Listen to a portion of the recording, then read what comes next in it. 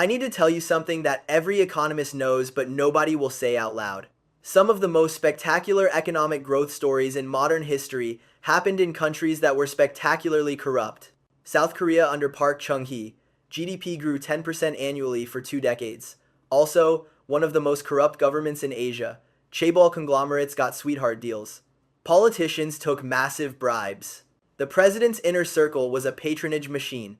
China since 1980, the greatest poverty reduction in human history. Also, endemic corruption at every level of government, officials taking cuts of every deal, land seizures, insider arrangements, the princelings building vast fortunes. Indonesia under Suharto, 30 years of strong growth. Also, a kleptocracy so thorough that Transparency International ranked it among the most corrupt nations on earth.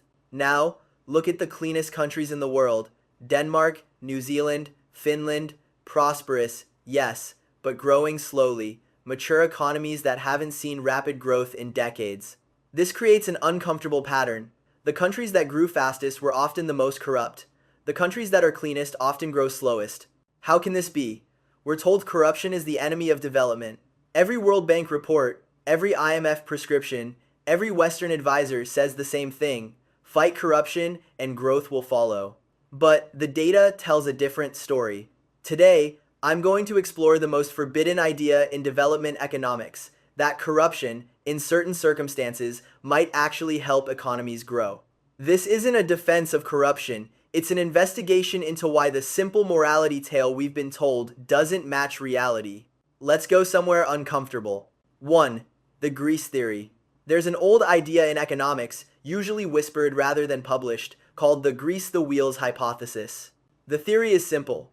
In countries with bad institutions, excessive regulation, and incompetent bureaucracy, corruption serves as a workaround. Bribes cut through red tape, payoffs bypass stupid rules. The system doesn't work, but corruption makes it work anyway. Imagine you're a business person in a country where getting a permit takes 2 years and requires approval from 17 agencies. You can wait 2 years, or you can pay someone to expedite the process. What do? In theory, you should work to reform the system. In practice, you have a business to run. You pay. And here's the uncomfortable part. When you pay, things actually get done. The factory gets built, the goods get shipped, the economy grows. The bribe isn't just a cost, it's a purchase of efficiency that the official system can't provide. This isn't hypothetical. Studies have found that in countries with heavy regulation, firms that pay bribes often grow faster than firms that don't. The bribe payers are buying access to a functional parallel system. 2. The China case. Let's look at China, because it's the most important example. China's economic miracle happened alongside pervasive corruption. This isn't contested. Chinese leaders themselves acknowledge it. Xi Jinping's anti-corruption campaign has prosecuted hundreds of thousands of officials. But the corruption wasn't random. It had a structure that, paradoxically, supported growth. Local official incentives. Chinese local officials were evaluated primarily on economic growth in their jurisdictions. Promotion depended on GDP numbers. This created intense pressure to attract investment and enable business activity. Corruption aligned with this incentive. Officials who took bribes from businesses had personal stakes in those businesses succeeding. A factory that fails doesn't keep paying bribes. Officials became, in effect, partners in local economic development. This is different from pure extraction. A corrupt official who just takes money and provides nothing will eventually run out of victims. A corrupt official who takes money and delivers results creates an ongoing relationship. Speed over rules. China's legal system was underdeveloped. Property rights were unclear. Regulations were inconsistent. Waiting for official processes could take forever. Corruption provided certainty. A payment to the right official could secure land rights, permits, and protection faster than any legal process. Businesses could plan and invest because they knew who to pay and what they'd get. Was this ideal? No, but it was functional. The alternative wasn't a clean, efficient system. The alternative was paralysis. Revenue sharing. In many cases, corrupt Chinese officials didn't just pocket money. They reinvested in local infrastructure, in development projects, in things that supported further growth. The corruption was extractive but also productive. Some economists have called this developmental corruption as opposed to predatory corruption. The corrupt official is taking a cut but also building roads. 3. The Korean miracle. South Korea's transformation from war-devastated poverty to first world status is one of the great economic success stories. It was also deeply corrupt. Park Chung-hee, who ruled from 1961 to 1979, ran an authoritarian government with systematic corruption. The chaebol system, those massive conglomerates like Samsung, Hyundai, and LG, was built on government favoritism. Here's how it worked. The government identified strategic industries: steel, shipbuilding, electronics, automobiles. It selected specific companies to lead those industries. Those companies received subsidized credit, protected markets, and regulatory favors. In exchange, the chaebol supported the regime. They made political donations, they provided jobs in the president's home region. They did what the government asked. Was this corruption? By any standard definition, yes. Public resources were allocated based on political connections rather than neutral criteria. Officials benefited personally from their decisions. But it worked. The government was picking winners, and the winners won. Korean companies became global leaders. The economy grew at rates that seemed impossible. Compare this to countries that tried to develop cleanly. Many followed World Bank advice: neutral policies, no favoritism, let the market decide. Few achieved anything close to Korea's results. The Korean model was corrupt, but it was organized corruption pointed at development. That turned out to matter more than cleanliness. 4. The Italian puzzle. Italy presents a fascinating case study because it has both corruption and wealth. Northern Italy is one of the richest regions in Europe. It's also been home to systematic political corruption for decades.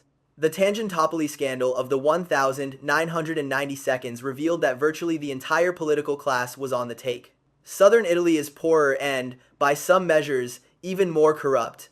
The mafia extracts from businesses. Political clientelism is endemic. How did Northern Italy get rich despite corruption? One answer: the corruption was compatible with productive activity. Northern Italian corruption took the form of kickbacks on contracts, political donations from businesses, and favoritism in procurement. These added costs to doing business, but they didn't prevent business from happening. The industrial districts of Emilia-Romagna, the fashion houses of Milan, the manufacturers of the Veneto, they all operated within a corrupt system. They paid their bribes and kept producing. Southern Italian corruption is different. The mafia doesn't just take a cut, it controls. Businesses that don't cooperate face violence. The extraction is more thorough, more unpredictable, more destructive. This suggests that not all corruption is equal. The type of corruption matters as much as the level. 5. The types that matter. Let's develop this distinction, because it's crucial. Corruption with theft versus corruption with service. Some corruption is pure extraction. The official takes money and provides nothing. This is clearly destructive. Every payment is a loss with no offsetting benefit. Other corruption involves exchange. The official takes money and provides something: a permit, protection, access, speed. This is still illegal and inefficient, but it's not purely extractive. Predictable corruption versus unpredictable corruption. In some systems, corruption is stable. The bribe schedule is known. You pay X and get Y. Businesses can plan around this. The bribes become a predictable cost of doing business.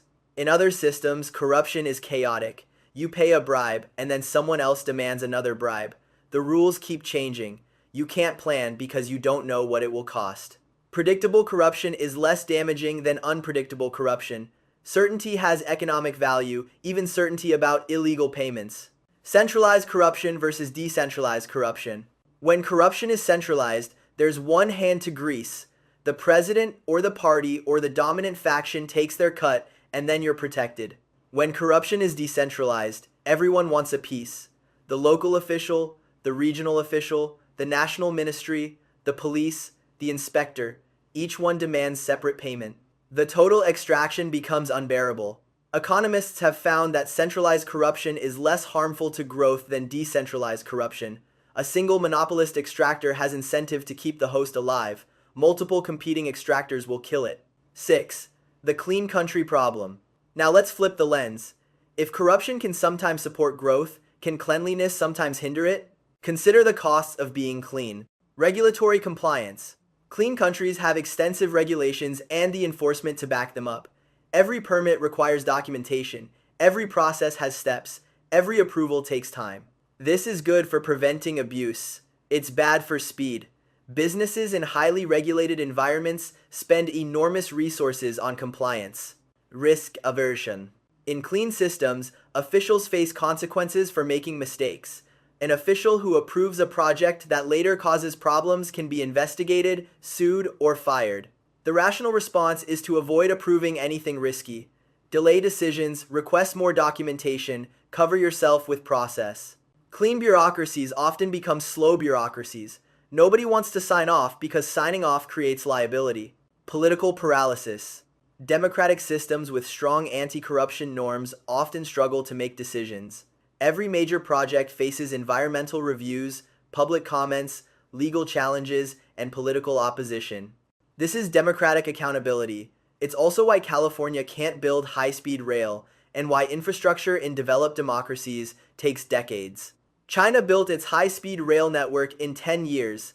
The US has been discussing high-speed rail for 50 years and built almost nothing. Part of the difference is that China could override opposition, cut deals with affected parties, and push projects through over objections. Some of that deal cutting was corrupt. It was also effective. 7. The Singapore exception. Someone will object. What about Singapore? Singapore is one of the least corrupt countries on earth. It's also one of the most successful development stories. Doesn't this disprove the corruption growth connection? Singapore is real, but it's exceptional in ways that matter. Authoritarian efficiency without corruption. Singapore under Lee Kuan Yew was authoritarian but not corrupt. The government was small, competent, and well paid. Officials had no need to seek bribes because their salaries were competitive with the private sector. This combination, authoritarianism plus clean governance, is extremely rare. Most authoritarian governments are corrupt because there's no accountability to prevent it. Singapore's leadership made a deliberate choice to be different. Tiny Size. Singapore is a city-state of 6 million people. Governing it is more like running a corporation than running a country. The administrative challenges that create corruption opportunities in larger countries barely exist. Strategic position. Singapore's location made it a natural trading hub. Development required enabling trade, not building an industrial base from scratch. The policies needed were simpler and less prone to corruption. Singapore shows that clean development is possible. It doesn't show that it's replicable. Very few countries have Singapore's combination of size, location, leadership, and starting conditions. 8. The moral hazard of moralizing. Here's where I'll say something genuinely controversial. The Western development establishment, the World Bank, IMF, USAID, and countless NGOs has been pushing anti-corruption as a development strategy for decades. The results are not impressive. Countries that followed the clean governance playbook have not systematically outperformed countries that didn't. The poster children for good governance in Africa, like Ghana and Botswana, have done okay, but they haven't achieved anything like Asian tiger growth rates. Meanwhile, the Asian successes, Korea, Taiwan, China, all were corrupt during their high-growth phases. Is it possible that the anti-corruption focus is actually counterproductive? Consider the mechanism.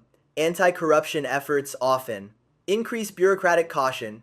When officials fear prosecution for corrupt decisions, they also fear making any decisions. The safest path is inaction. Reduce state capacity. Anti-corruption purges remove experienced officials. Their replacements are clean but inexperienced. The state becomes less capable of doing anything, including promoting development. Empower outsiders. Anti-corruption campaigns are often driven by foreign donors with their own agendas. Local ownership of development strategy is undermined. Distract from real issues. Fighting corruption becomes a goal in itself, separate from development. Resources and attention flow to investigations and prosecutions rather than to building infrastructure or educating workers. None of this means corruption is good.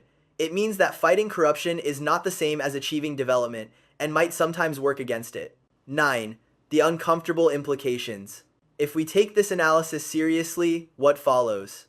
Implication 1. Development strategy should be pragmatic, not moralistic. The goal is improving human welfare. Corruption is bad when it impedes that goal. When corruption, paradoxically, advances that goal, the moral calculus becomes complicated. This doesn't mean endorsing corruption. It means recognizing that corruption is a symptom of deeper institutional problems. Treating the symptom without addressing the disease might make things worse. Implication 2. Institutional quality matters more than corruption levels. The real distinction isn't corrupt versus clean. It's functional versus dysfunctional. A corrupt system that delivers growth is better than a clean system that delivers stagnation. Ideally, you want clean and functional, but if you can only have one, functional might matter more. Implication 3. The path to clean governance might run through development. Here's a hypothesis. Countries become clean after they develop, not before. Rich countries can afford well-paid bureaucrats who don't need bribes. They can afford robust enforcement mechanisms. They have middle classes that demand good governance. Poor countries have none of these. Trying to impose rich country standards on poor countries might be putting the cart before the horse. The path might be, develop first, using whatever means work, and clean up later as capacity and demand for good governance emerge. This is essentially what Korea and Taiwan did. They were corrupt during development and cleaned up after. 10. The limits of the argument. Let me be clear about what I'm not saying. I'm not saying corruption is good. Corruption has real costs. Resources diverted from productive uses, unfairness in allocation, erosion of social trust. I'm not saying all corruption helps growth. Most corruption is purely extractive and destructive. The cases where corruption coexists with growth are special, not typical. I'm not saying poor countries should embrace corruption. There's no evidence that increasing corruption helps development. The argument is that reducing corruption isn't sufficient for development and might sometimes impede it. I'm not saying anti-corruption efforts are worthless. Reducing corruption is a legitimate goal. The question is whether it should be the primary development strategy. What I am saying is that the relationship between corruption and growth is more complicated than the morality tales we're told. The data doesn't support the simple story that clean countries prosper and corrupt countries fail.